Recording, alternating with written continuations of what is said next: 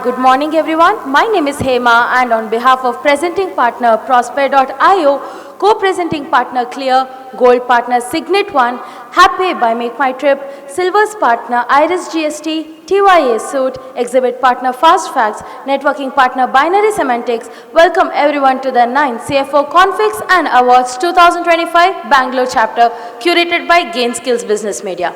It's truly gratifying to witness the gathering of esteemed colleagues and industry leaders for what promises to be an insightful and inspiring event. Today's conference presents a unique opportunity for us to unite, exchange experiences, and delve into the evolving of the CFO in shaping business strategy and propelling growth. As financial leaders, we stand at the forefront of navigating the complexities of the global economy, making our adaptability and innovation more crucial than ever. The agenda is brimming with excitement, featuring thought-provoking keynotes, interactive panel discussions, and invaluable networking sessions.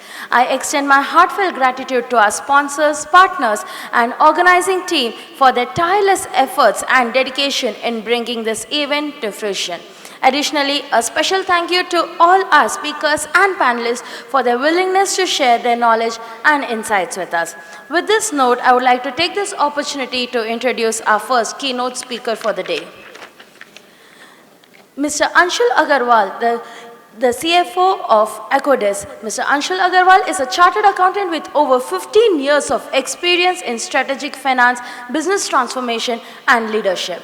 He brings deep expertise in financial planning and analysis, mergers and acquisitions, ERP implementation, financial modeling, and corporate governance. Mr. Agarwal has proven a track record of driving profitability, optimizing financial processes, and leading high-performing global teams, making him a valuable contributor to any finance leadership for his team.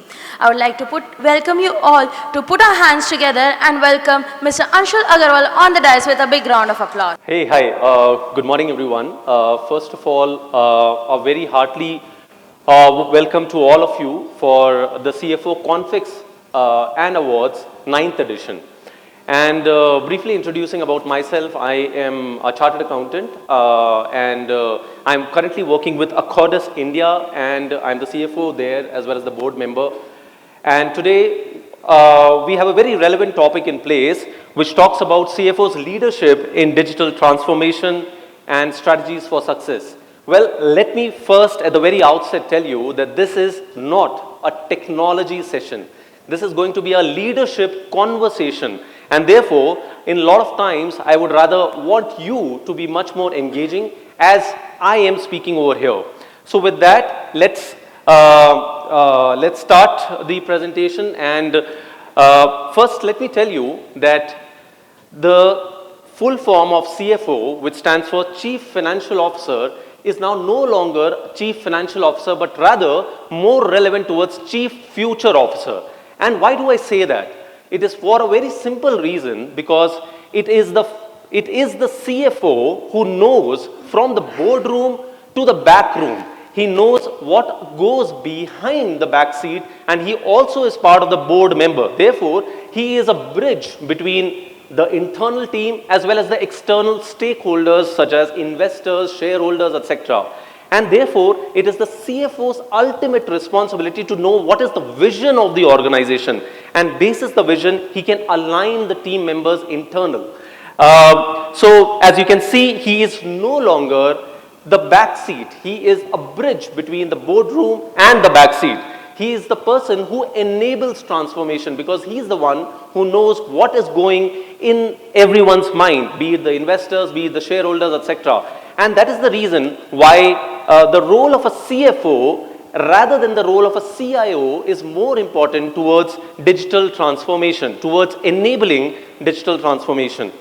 I want to show you a picture and I want all of you to raise your hands and tell me how many of you have used paper maps for purpose of navigation back in olden days. Just raise your hands. Okay, amazing. Now, I want one of you to tell me what was the limitation of paper map because of which the new Google Maps or the digital maps has overcome that problem. Anyone? Live updates, very nice. Anyone else? Zoom into the roads, very nice. So, what that tells us is that the digital maps are more adaptable. That is, it helps you to navigate the road better.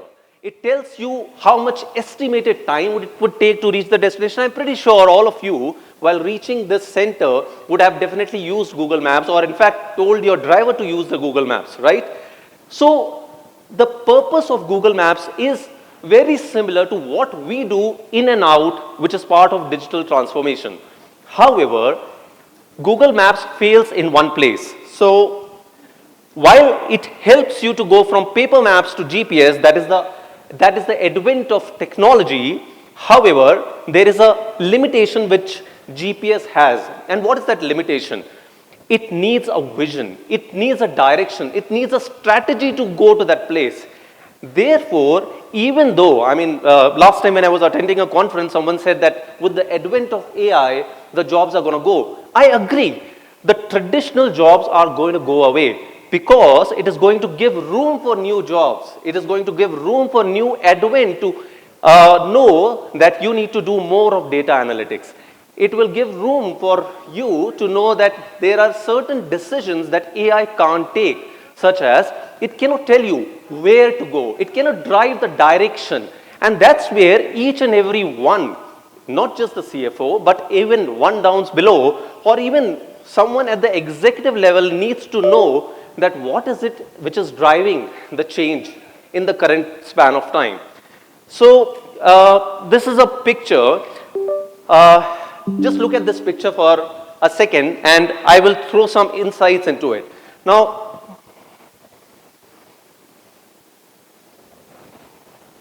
okay, thank you. Well, that's one of the limitations of so much of digital transformation. Okay, now if you see, this is a very standard picture, AI generated, of a tree, and the ultimate part of the tree is that it is a fruit tree, and therefore you can see the fruits hanging at the top. Now you can see there is a shade of sunlight coming from that side, and then you can see the roots or the soil of this tree, and then you can see a bucket of water. Now there are three key things which is driving the growth of this tree. One, the sunlight. Second, the roots or the soil of the tree, and third is the bucket of water. And this is a very classic example of what transformation can do. One, if you look at the soil, that is nothing but the strategy. That is nothing but the vision. If the soil or the foundation is not strong, obviously you are not going to go anywhere. Second is the sunlight, and sunlight is nothing but the people. It is the energy that people transmit which is part of the sunlight. So until unless you don't have the right people who are skilled enough to do the right set of things, you will not be able to see the tree growing. And third is the bucket of water. No matter how much of investment, bucket of water resembles investment or the capex or the spending. No matter how much of water you spill on the tree, if you don't have a proper sunlight, if your root is not strong, water has no essence. And therefore all these three things have to work in tandem. So what I'm trying to highlight to you is a lot of times we look at investments, and a key angle to any investment, a key angle to any digital transformation is also return on investment.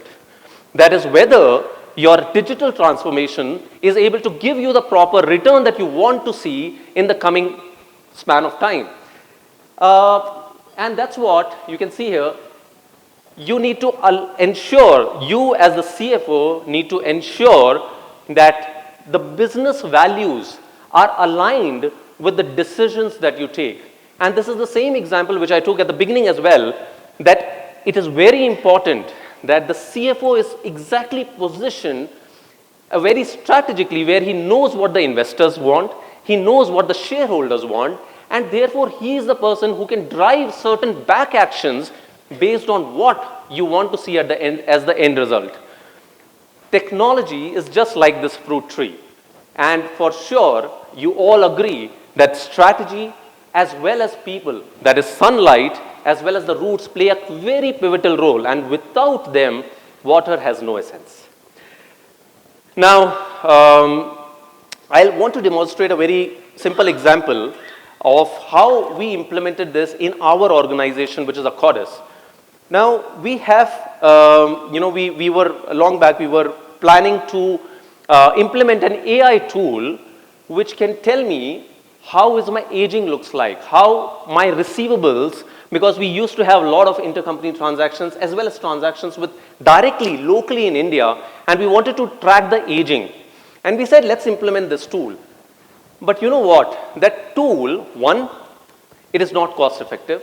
It entails a lot of spend, not just at the inception, but on a recurring basis. And two, even without that tool, you already have an Excel. And with that Excel, if you know certain ways to use that Excel better, you can actually, instead of using the AI solution, in this case, you can actually use the Excel. Why I'm telling you this example is, it is not necessary that at every point of time, you need to use AI, artificial intelligence. It is important to understand what is your issue, what is your problem that you are grappling with, and address that problem separately to how maybe someone else would have addressed it. Let me move to the next one.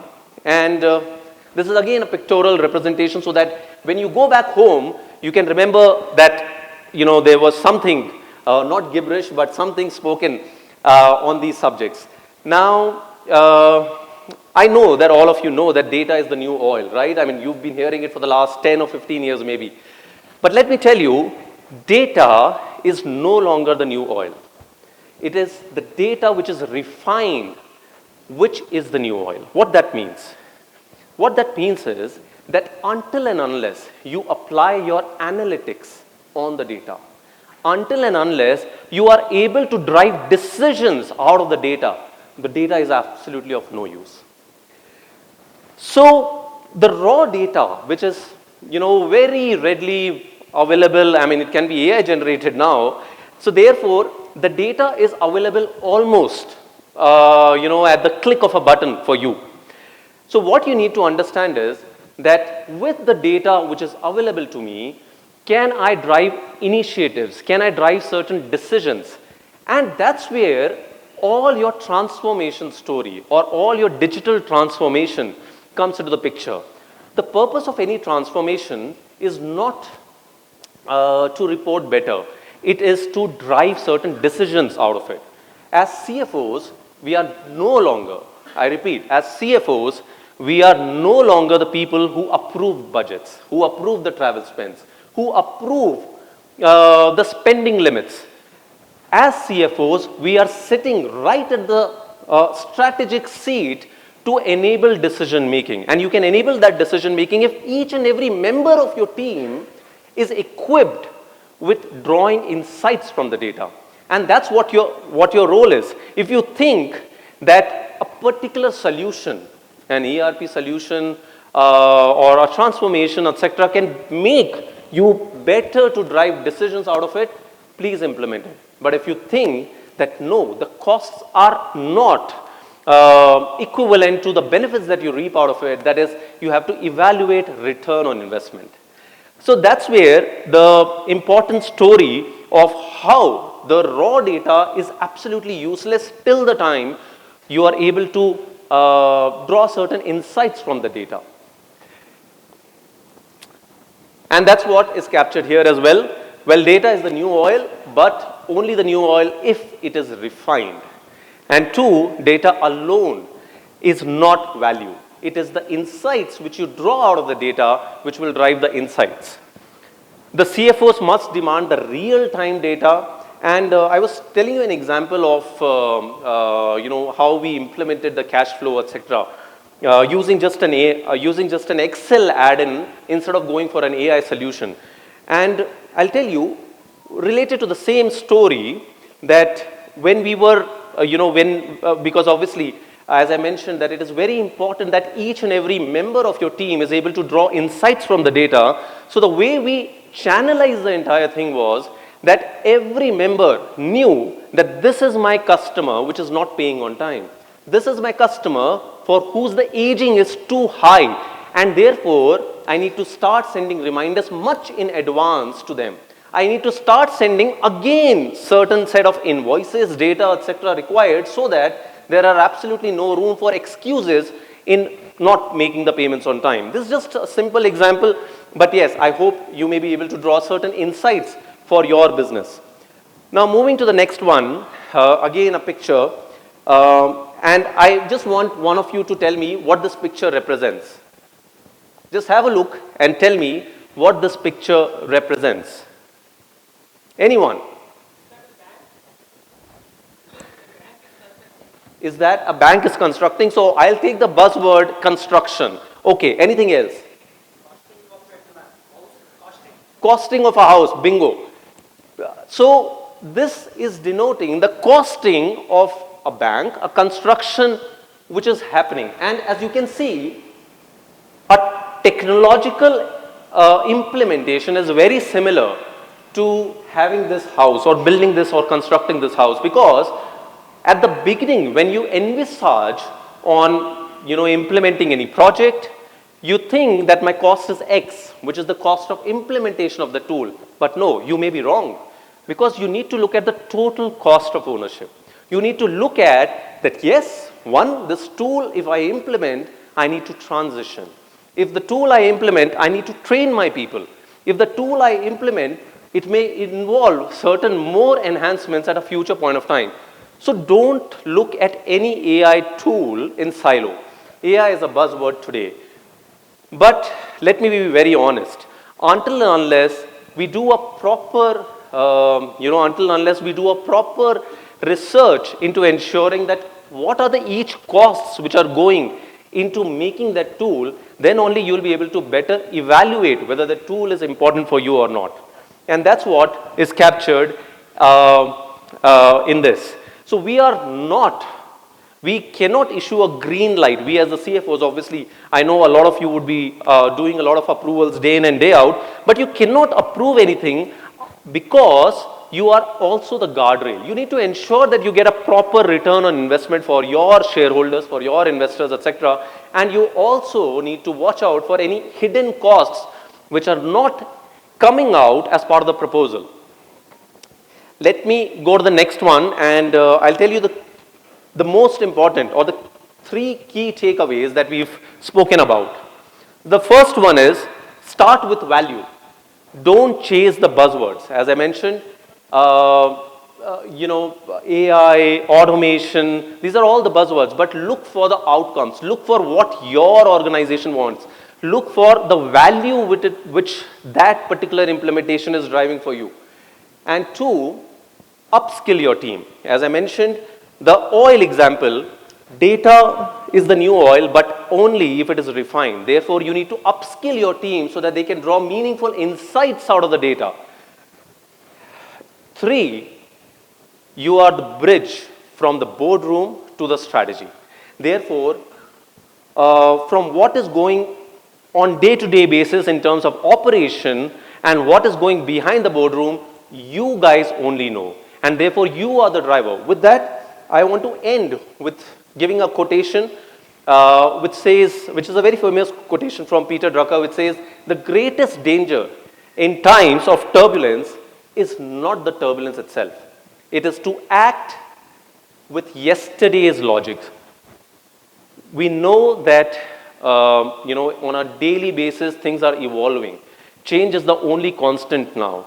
And therefore, you need to keep evolving yourself as well as the team under you so that you can draw meaningful insights and drive better results. Well, with this, I end my presentation. Thanks a lot. And I am available. This is my LinkedIn QR code. You can reach me out at any point of time. I'm hanging around. We can always talk and discuss and exchange more ideas. Thanks a lot. Thank you so much, Mr. Anshul Agarwal, for such a wonderful session. Can we please put our hands together for the gentleman once again? I would like to now request Mr. Rahul Sangal, the Senior VP of Finance and Digital Transformation at MediAssist, to please do the honor of felicitating Mr. Agarwal.